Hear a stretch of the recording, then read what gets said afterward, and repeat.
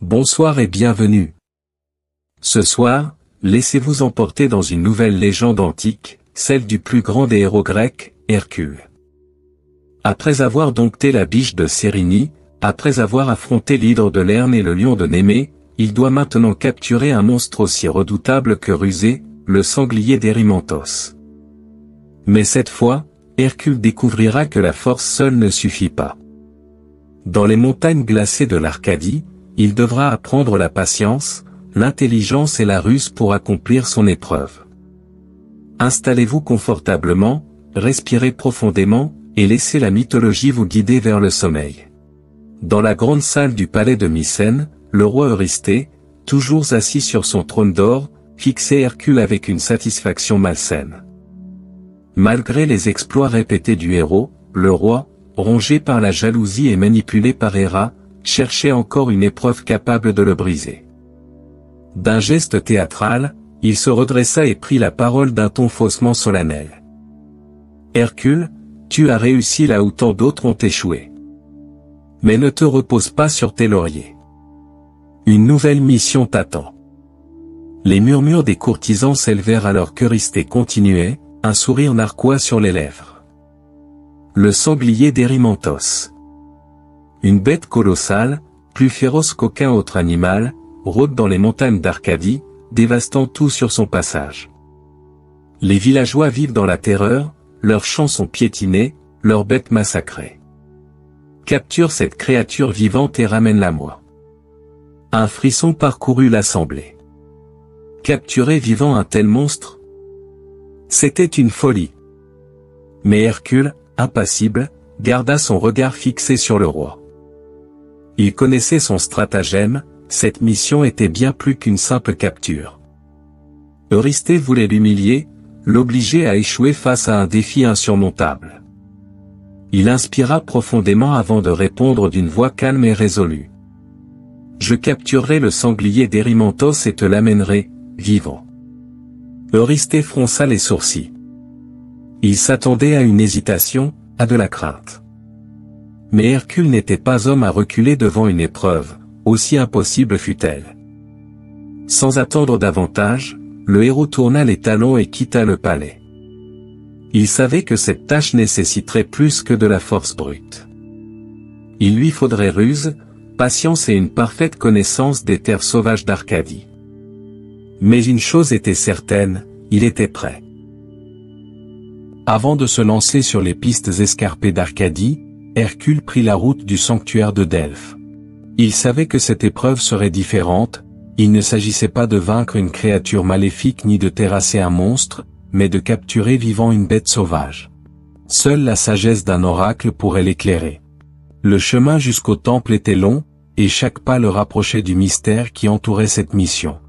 Il traversa des vallées silencieuses, des forêts bruissantes de murmures invisibles, comme si les dieux eux-mêmes l'observaient. Arrivé à Delphes, le temple d'Apollon s'élevait majestueux entre les montagnes, baigné par une lumière dorée. Hercule pénétra dans l'enceinte sacrée, où une prêtresse voilée, assise sur son trépied de pierre, l'attendait déjà. Une odeur enivrante d'encens flottait dans l'air. La Pythie, inspirée par les dieux, ferma les yeux et parla d'une voix qui semblait venir d'un autre monde. « Fils de Zeus, écoute les paroles du destin. Ce que tu poursuis ne se laisse pas dominer par la force. Ce sanglier, né des montagnes sauvages, ne peut être soumis par la violence des hommes. Seule la patience pourra l'enchaîner. » Hercule fronça légèrement les sourcils. Il avait déjà affronté des créatures redoutables, mais cette fois, il comprenait que sa puissance seule ne suffirait pas. La Pythie poursuivit, sa voix se faisant plus grave. « Mais prends garde, Hercule. Ton chemin ne sera pas entravé par la bête seule. Les dieux eux-mêmes surveillent ton épreuve, et l'un d'eux cherche à te faire tomber. » Un silence pesant s'installa. Quel dieu lui tendait un piège? Était-ce Héra, toujours avide de le voir échouer? Un autre immortel dont il ignorait les desseins? Hercule serra les poings. « Comment dois-je agir ?» demanda-t-il. La Pythie leva un doigt vers lui, comme si elle regardait au-delà de l'instant présent. « Marche dans les pas de l'hiver, là où la bête ne pourra plus fuir. Use du temps comme d'une arme, et la victoire viendra. » Puis, l'oracle se tut, laissant Hercule face à ces paroles énigmatiques. Il inclina la tête en signe de respect, sachant que les dieux ne révélaient jamais tout d'un seul coup. Mais une chose était claire, cette mission ne serait pas une simple capture. Un piège divin l'attendait peut-être sur son chemin, et il devait être prêt à l'affronter. Sans un mot de plus, il quitta Delphes, prêt à marcher vers son destin. Le vent hurlait à travers les sommets escarpés de l'Érymanthe, sifflant entre les rochers et soulevant des tourbillons de neige aveuglante. Hercule avançait d'un pas ferme, bravant le froid mordant qui s'infiltrait jusque dans ses os. Ici, loin des plaines fertiles de la Grèce, la nature était sauvage et impitoyable. Depuis qu'il avait quitté Delphes, il avait suivi les rumeurs des chasseurs et des bergers, tous effrayés par la créature qui hantait ces montagnes. Le sanglier d'Erymanthos n'était pas un simple animal, c'était une force brute de la nature, une terreur vivante qui piétinait tout sur son passage, laissant derrière lui ruine et désolation. Les rares habitants de la région avaient fui les vallées inférieures, ne laissant que des cabanes abandonnées et des terres gelées.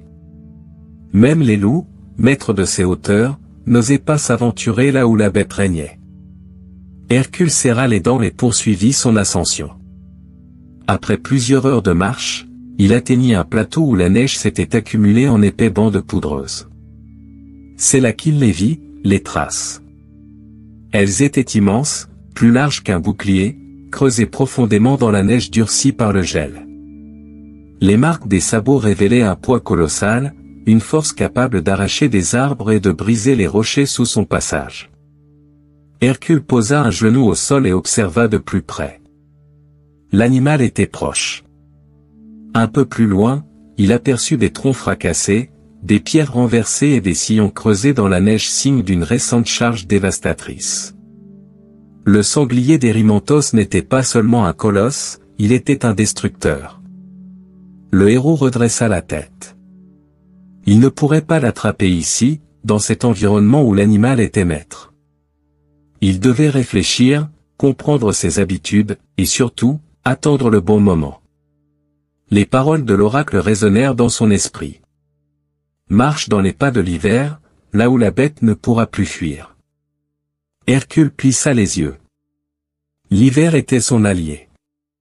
Si le monstre régnait ici, c'était grâce à sa force et à sa vitesse. Mais dans les neiges profondes, il y avait un piège naturel qu'Hercule pourrait exploiter. Il devait encore grimper plus haut, là où les congères étaient épaisses et traîtresses, là où le sanglier ne pourrait plus charger sans s'enfoncer dans la poudreuse. Hercule sourit. Il tenait son plan. Il resserra sa cape en peau de lion autour de ses épaules et reprit son ascension, laissant derrière lui les traces de ses pas, prêt à affronter la bête dans son propre royaume. La tempête de neige s'intensifiait alors qu'Hercule poursuivait son ascension vers les sommets glacés de l'Érymanthe. Le vent mordait sa peau, la neige recouvrait son passage, et même un héros divin pouvait ressentir l'épuisement face à une telle rudesse. Alors qu'il progressait sur un sentier escarpé bordé de falaises abruptes, il aperçut soudain une lumière vacillante au loin, brillant à l'entrée d'une caverne cachée sous une arche rocheuse. Un refuge. Prudent mais curieux, il s'approcha et pénétra dans l'antre, où l'attendait une silhouette massive et imposante. Pholos, un centaure sage et hospitalier, mi-homme, mi-cheval, qui vivait retiré des siens dans ces montagnes hostiles. Pholos, reconnaissant le fils de Zeus, lui fit un signe amical et l'invita à s'asseoir près du feu. Hercule, voyageur des dieux, sois le bienvenu dans ma demeure, dit-il d'une voix grave et chaleureuse. Hercule s'installa près des flammes réconfortantes et accepta avec gratitude un repas simple mais nourrissant préparé par son hôte, du pain rustique, des olives et de la viande séchée. Les deux compagnons échangèrent des récits, et Pholos lui parla du sanglier d'Erymanthos, décrivant la terreur qu'il inspirait à toute la région. Il est rusé, Hercule, et sa force est inégalée. Mais surtout, il connaît ces montagnes mieux que quiconque. Hercule écoutait attentivement, savourant ce moment de repos. Mais son regard fut attiré par une grande jarre de vin, posée sur un rocher au fond de la caverne. Un parfum riche et puissant s'en échappait, un vin qu'il reconnaissait immédiatement, le vin sacré des centaures, offert par Dionysos lui-même. Hercule, habitué au plaisir de la table, sourit et demanda. Pholos, ce vin est un don des dieux, pourquoi le laisses-tu ainsi reposer? Ouvrons cette jarre et partageons-la en signe d'amitié. Le centaure hésita, visiblement mal à l'aise. Ce vin ne m'appartient pas entièrement, Hercule. Il est destiné à tous les centaures, et son odeur seule suffit à les attirer de loin. Mais Hercule insista, et Pholos, malgré sa réticence, céda finalement. Il déboucha la jarre. Aussitôt, l'arôme puissant du vin sacré se répandit dans la caverne, s'élevant dans l'air glacé de la montagne. Pholos eut un frisson. Il savait ce qui allait arriver. Soudain, un galop furieux résonna à travers la vallée. Des cris s'élevèrent dans la nuit, suivis de bruits de sabots et d'armes dégainées. Les centaures des montagnes, enivrés par l'odeur du vin sacré, arrivaient en furie. Une horde sauvage de centaures enragés surgit des ténèbres, leurs yeux brûlants de désir et de colère. Ils croyaient que Hercule et Pholos avaient tenté de s'approprier seuls leur vin divin. Voleurs, profanateurs, hurlèrent-ils en brandissant des lances et des gourdins. Hercule, comprenant le danger, bondit sur ses pieds et saisit sa massue. Le combat éclata dans la caverne. Les centaures chargèrent, frappant avec la force de créatures mi-hommes, mi-bêtes. Hercule, d'un puissant coup de massue, repoussa les premiers assaillants, brisant des armes et envoyant certains rouler sur le sol. Mais leur nombre était écrasant. Pholos, malgré sa nature pacifique, tenta de raisonner ses semblables, mais la fureur du vin avait pris possession de leur esprit. Le combat fit rage jusqu'à l'aube, et un à un, les centaures furent repoussés, s'enfuyant dans les montagnes sous les coups du héros. Mais alors que la tempête de neige s'apaisait et que la bataille touchait à sa fin, Pholos poussa soudain un cri de douleur. En observant les corps autour de lui, il avait accidentellement laissé tomber une flèche trempée dans le poison de l'hydre, des flèches qu'Hercule avait conservées depuis son deuxième travail. La pointe empoisonnée effleura son pied, et en un instant, le venin mortel se répandit dans son corps. Hercule se précipita vers son ami, mais il était trop tard. Le noble centaure s'effondra dans les bras du héros, la vie quittant ses yeux. Un profond chagrin envahit Hercule. Ce qui devait être un simple moment de repos s'était transformé en tragédie. Il referma doucement les paupières de Pholos et l'enterra dignement sous un grand chêne, là où les vents de l'Érymanthe chanteraient son souvenir. Puis, le regard sombre et le cœur lourd, il se remit en marche. La chasse du sanglier d'Érymanthos l'attendait encore, mais désormais, une ombre pesait sur son voyage. Le rugissement du vent n'était plus qu'un murmure comparé aux cris de guerre des centaures en furie.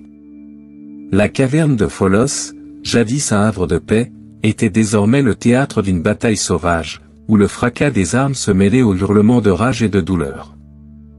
Des dizaines de centaures fondirent sur Hercule, leurs sabots frappant le sol avec une puissance qui faisait trembler la terre. Armés de lances et de gourdins, leurs visages étaient déformés par l'ivresse du vin sacré qu'ils respiraient, leur fureur décuplée par le sacrilège qu'ils pensaient avoir subi. Usurpateur, profanateur, hurla l'un d'eux en abattant sa lance sur Hercule. D'un mouvement vif, le héros esquiva, puis répliqua d'un coup de sa massue, envoyant son assaillant rouler sur le sol rocailleux.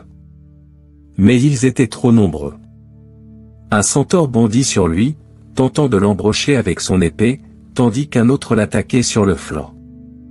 Hercule, d'un geste puissant, balaya l'air avec son arme, projetant deux adversaires au sol. Le combat devint une tempête de violence. Pholos, d'abord hésitant, tenta d'intervenir, criant à ses frères de cesser l'attaque. Arrêtez. Hercule n'a pas volé le vin. Il ne cherche pas la guerre. Mais les centaures, trop enivrés par la rage et l'odeur du vin divin, ne l'écoutaient plus. La bataille s'intensifiait. Hercule, acculé, savait qu'il devait réagir vite. Sa force seule ne suffirait pas. Alors, il décrocha son arc et saisit ses flèches.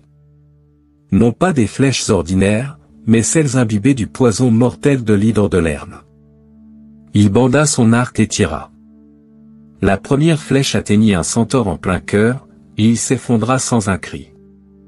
La confusion gagna leur rang. les centaures comprirent qu'ils ne pouvaient pas rivaliser avec une telle arme. L'un d'eux, le plus sage, recula en haletant. C'est un fléau des dieux. Nous ne pouvons pas le vaincre. Effrayés, les centaures survivants prirent la fuite, galopant dans la nuit froide des montagnes. Hercule se tenait au centre du carnage, le souffle court, le regard sombre. Il avait gagné, mais à quel prix? C'est alors qu'un cri retentit derrière lui. Hercule se retourna et vit Pholos vaciller, une flèche empoisonnée à la main. Le centaure, curieux, avait ramassé l'une des flèches qu'Hercule avait utilisées et l'avait examinée sans précaution. Son doigt avait frôlé la pointe, et déjà, le venin de l'hydre circulait dans son sang. Il leva les yeux vers Hercule, surpris, comme s'il ne réalisait pas ce qui venait de se passer. Quel poison mortel est-ce là, murmura-t-il en chancelant. Hercule, horrifié, se précipita pour le soutenir, mais c'était trop tard. Le poison, maudit par les dieux, ne laissait aucune chance.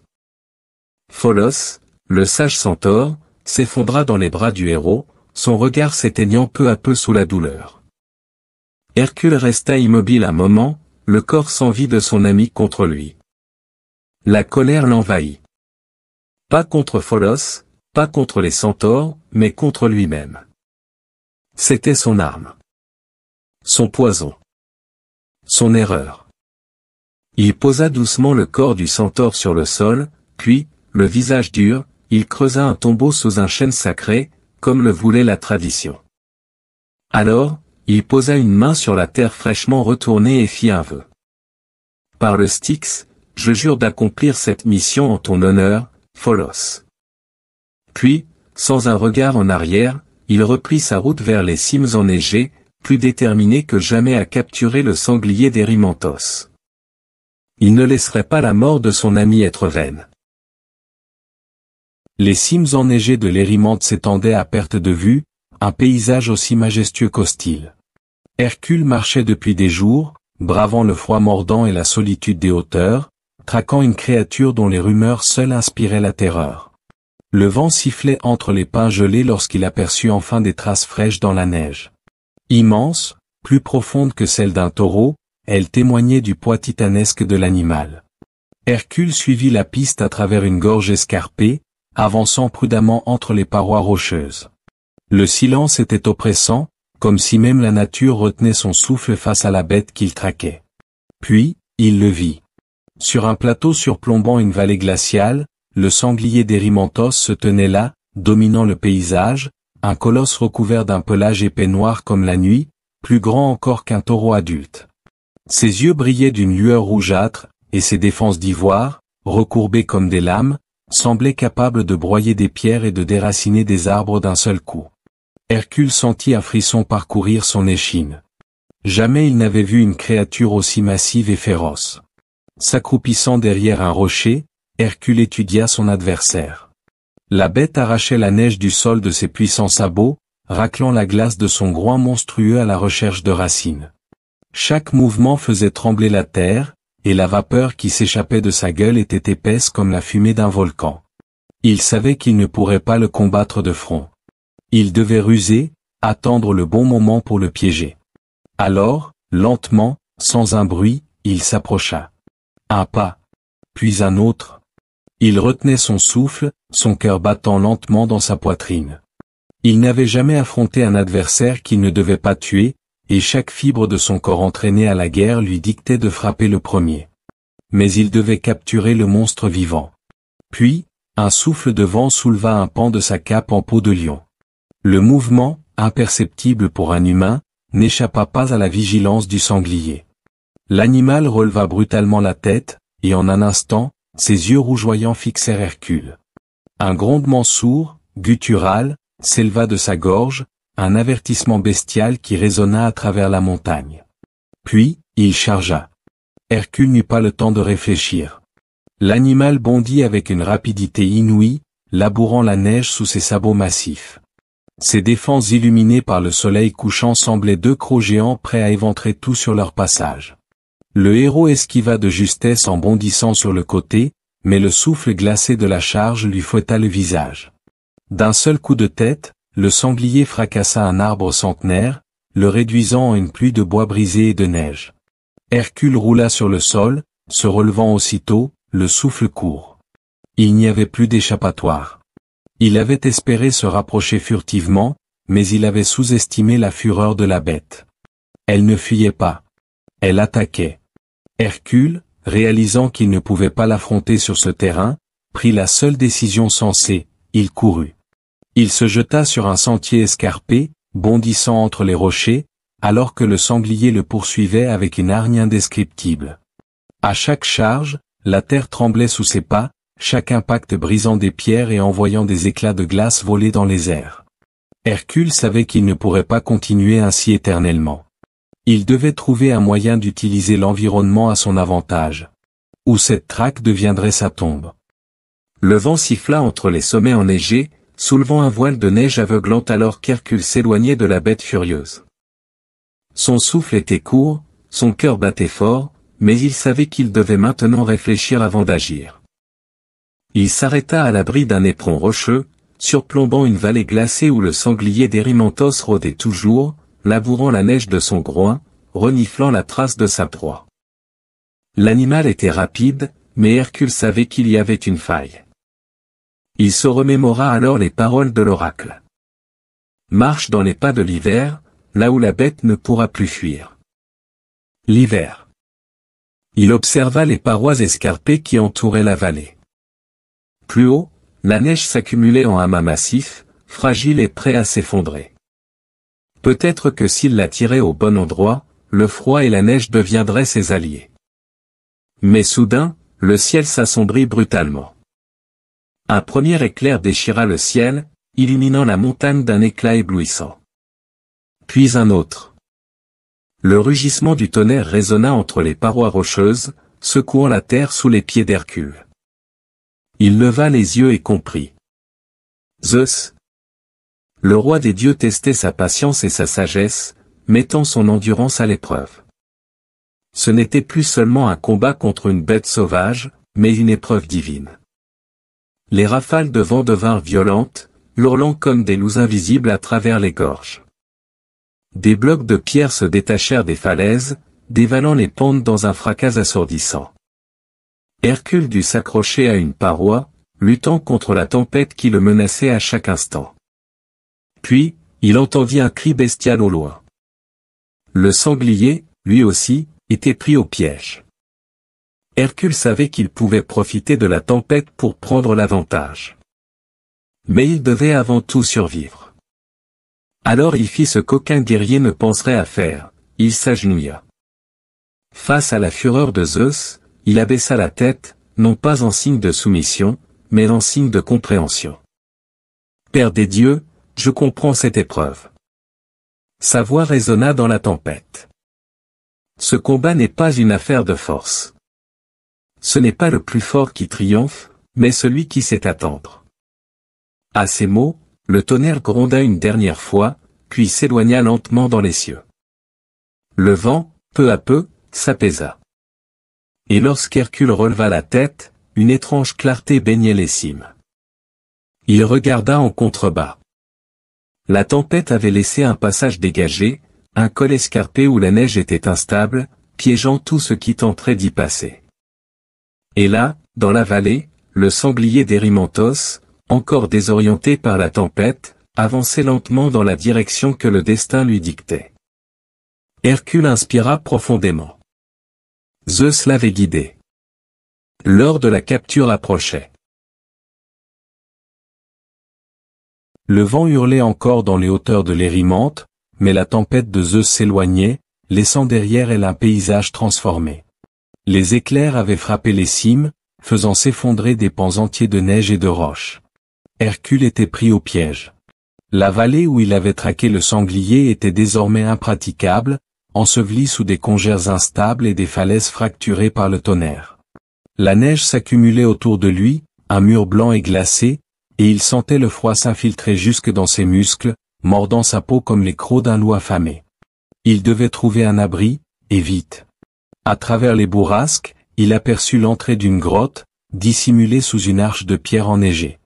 Avec effort, il se fraya un chemin et pénétra dans l'obscurité, laissant la tempête rugir derrière lui. Le lieu était vaste et silencieux, un sanctuaire naturel façonné par le temps. De l'eau suintait des stalactites de glace, et le sol était couvert d'anciennes traces d'animaux qui avaient cherché refuge ici avant lui. Hercule s'assit contre la paroi rocheuse, repliant son manteau en peau de lion autour de lui pour conserver sa chaleur. Il était seul. Mais ce n'était pas le froid qui pesait sur son esprit. C'était l'échec. Il ferma les yeux et repensa aux paroles de l'oracle.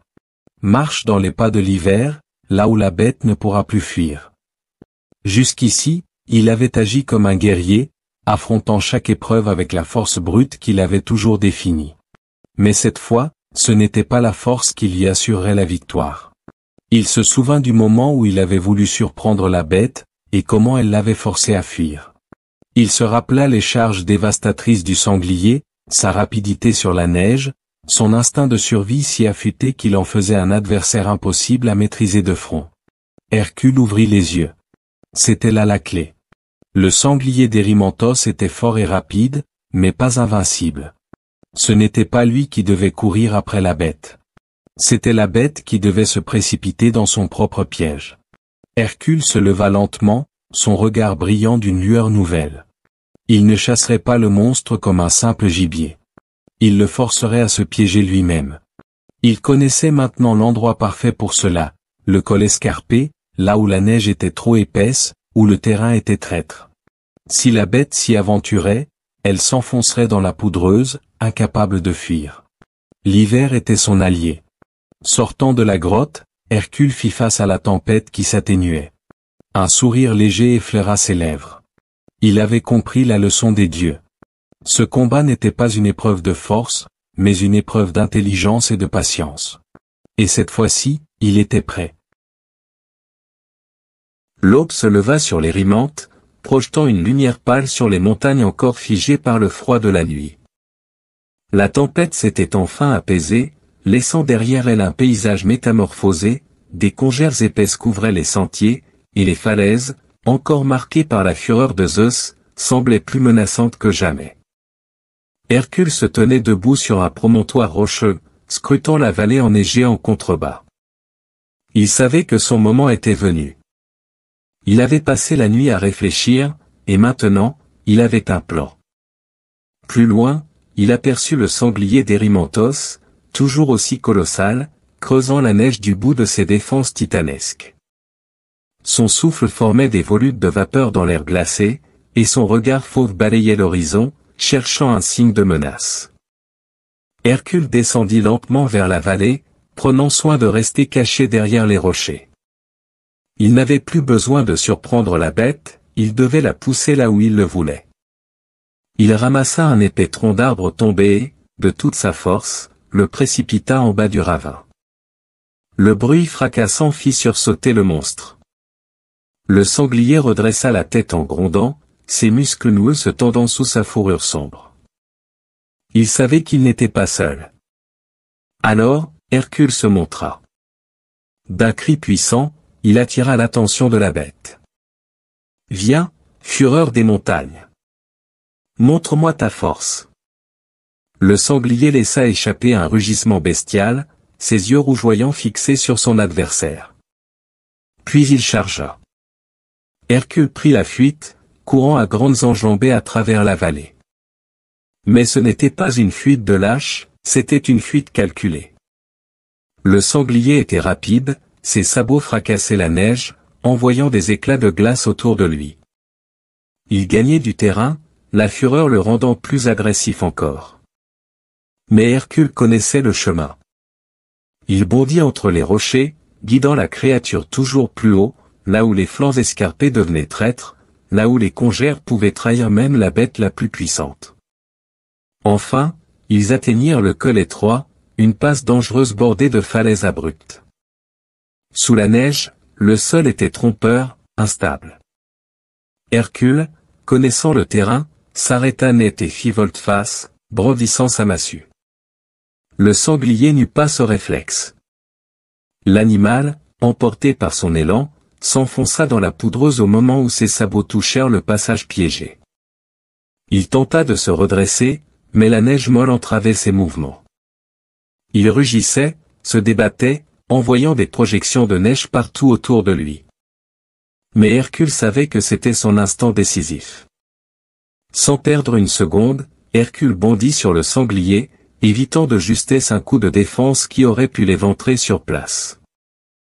Luttant contre la force brute de la bête, il saisit des chaînes de bronze, forgées spécialement pour cette mission, et les jeta autour des pattes du monstre. Le sanglier se débattit violemment, hurlant à la mort, tentant d'envoyer Hercule valser d'un coup de tête.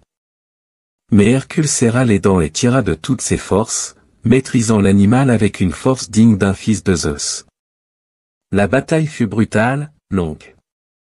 Mais la neige trahissait la bête.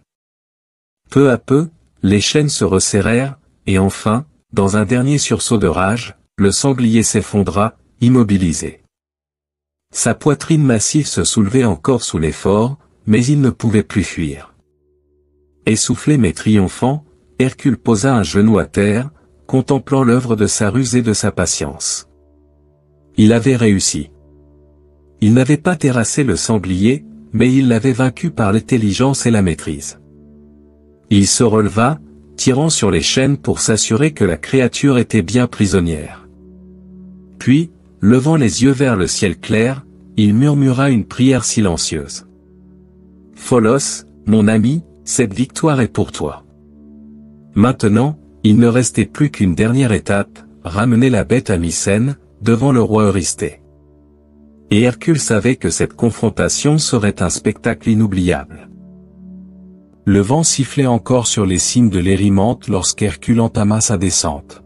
Derrière lui, le sanglier d'Érymanthos, toujours solidement attaché par ses chaînes de bronze, grognait, se débattait, mais ne pouvait plus fuir. Le monstre savait qu'il avait été vaincu. La neige crissait sous les pas puissants du héros, qui traînait sa prise à travers les montagnes, avançant avec la détermination d'un homme dont chaque pas est une victoire sur le destin. Le voyage fut long et harassant. Hercule dut lutter contre le froid, la fatigue, et les derniers soubresauts de la bête, qui, même affaiblie, tentait encore de l'entraîner vers un ravin ou de briser ses chaînes en chargeant contre des rochers. Mais rien ne pouvait arrêter Hercule. Il traversa les vallées gelées, les rivières glaciales et les forêts silencieuses, supportant la rudesse du climat comme si les dieux eux-mêmes le testaient une dernière fois avant son triomphe. Enfin, après plusieurs jours de marche, les remparts de Mycène apparurent à l'horizon. La ville entière était en effervescence. Les messagers avaient déjà annoncé son retour, et le peuple s'était rassemblé aux portes pour apercevoir l'exploit du plus grand des héros. Les lourdes portes s'ouvrirent, laissant passer Hercule qui traînait le monstre derrière lui, ses chaînes résonnant sur le sol pavé comme un écho du tonnerre divin. Le sanglier, épuisé mais toujours furieux, grogna en découvrant la foule qui s'écartait sur son passage, terrifié par sa taille colossale et ses défenses capables de fendre un homme en deux. Les soldats eux-mêmes, pourtant armés, reculèrent devant la bête vivante qu'Hercule ramenait au roi. Dans la cour du palais, Eurysthée attendait, sûr de lui, convaincu qu'aucun mortel ne pouvait accomplir une telle tâche. Mais lorsqu'il vit Hercule pénétrer dans la salle, tenant les chaînes de l'énorme sanglier, son arrogance s'effaça en un instant. Le roi blêmit. Puis, pris d'une panique incontrôlable, il recula, puis prit ses jambes à son cou. Sans réfléchir, il courut vers la jarre en bronze qui lui servait de cachette en cas d'urgence. Dans un fracas ridicule, il se jeta à l'intérieur et referma le couvercle, ne laissant dépasser qu'un murmure apeuré. « Éloigne cette chose !» La cour retint son souffle, puis un rire éclata parmi les spectateurs. Bientôt, les murmures devinrent une clameur amusée. Le grand roi Eurysthée, celui qui donnait à Hercule des épreuves prétendument insurmontables, venait une fois de plus de révéler sa couardise devant tout son peuple. Hercule, lui, ne riait pas.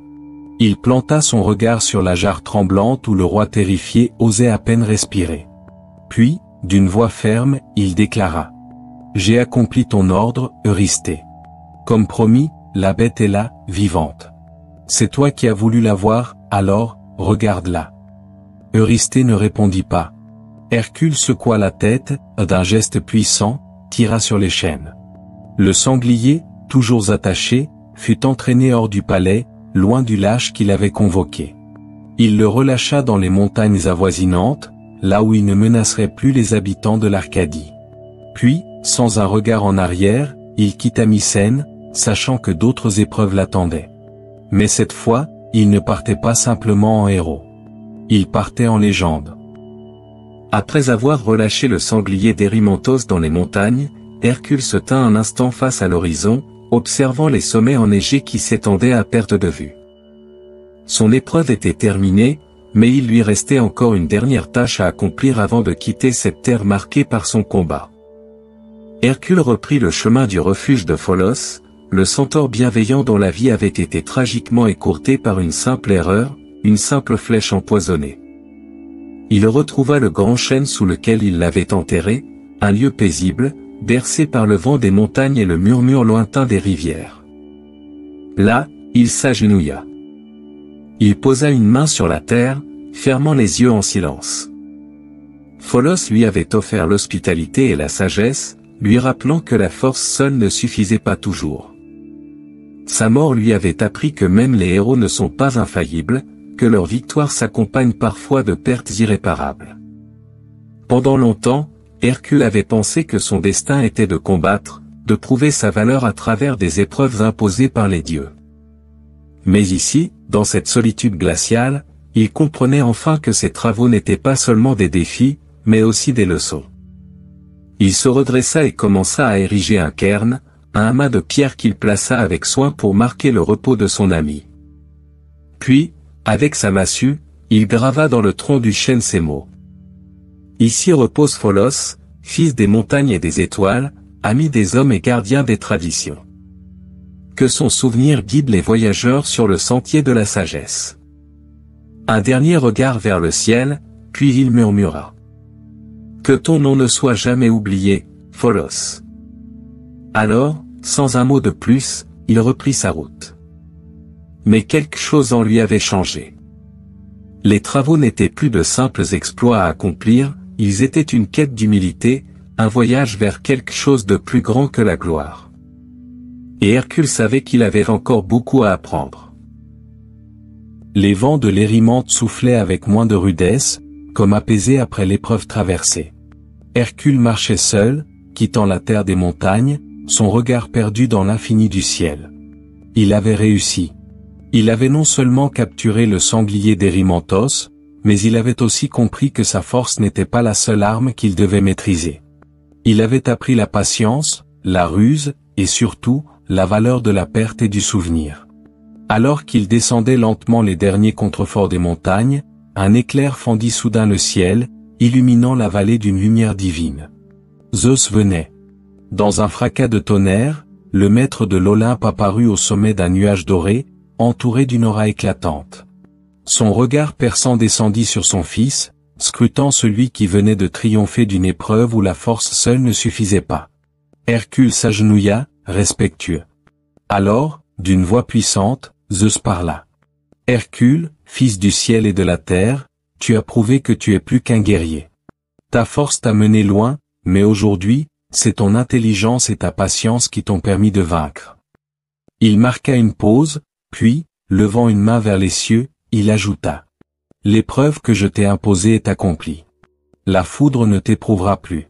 Désormais, tu avanceras avec un nouvel éclat.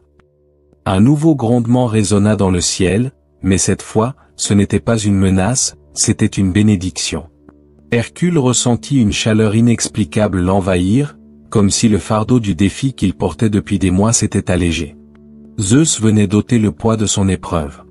Mais alors que la lumière céleste s'adoucissait, un autre rire retentit, froid et calculateur. Dans la brume du vent se dessina une silhouette féminine, drapée dans une toge majestueuse, ses yeux étincelants d'une fureur contenue.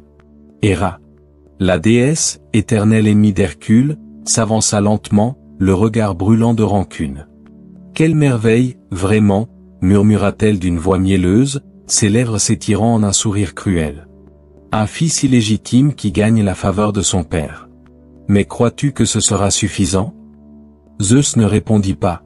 Il connaissait la haine de son épouse, et il savait qu'il ne pouvait l'empêcher de poursuivre ses machinations. Hercule, quant à lui, ne broncha pas. Il savait que ces épreuves ne faisaient que commencer. Alors qu'Héra s'effaçait dans la brume, laissant derrière elle la promesse d'une nouvelle épreuve encore plus difficile, Hercule ne ressentit pas de peur. Il avait changé. Il n'était plus seulement un guerrier brisant ses ennemis d'un coup de massue. Il était un homme qui comprenait désormais la ruse des dieux, la valeur de l'attente et la nécessité du respect. Il inspira profondément, sentant le poids du destin peser sur ses épaules. Puis, il se remit en marche. Vers sa prochaine épreuve. Vers son prochain combat. Vers sa légende éternelle. Ainsi s'achève l'épreuve du sanglier d'Erymanthos. Dans cette aventure, Hercule a compris que la véritable force ne réside pas seulement dans les muscles, mais aussi dans l'esprit et la patience. Il a appris à écouter les signes, à respecter les cycles de la nature, et à affronter ses épreuves avec sagesse. Mais son voyage est loin d'être terminé, d'autres défis l'attendent, et les dieux eux-mêmes continuent d'observer ses pas. Fermez les yeux, laissez cette histoire vous bercer et glisser doucement dans le sommeil. Que les légendes anciennes veillent sur vos rêves.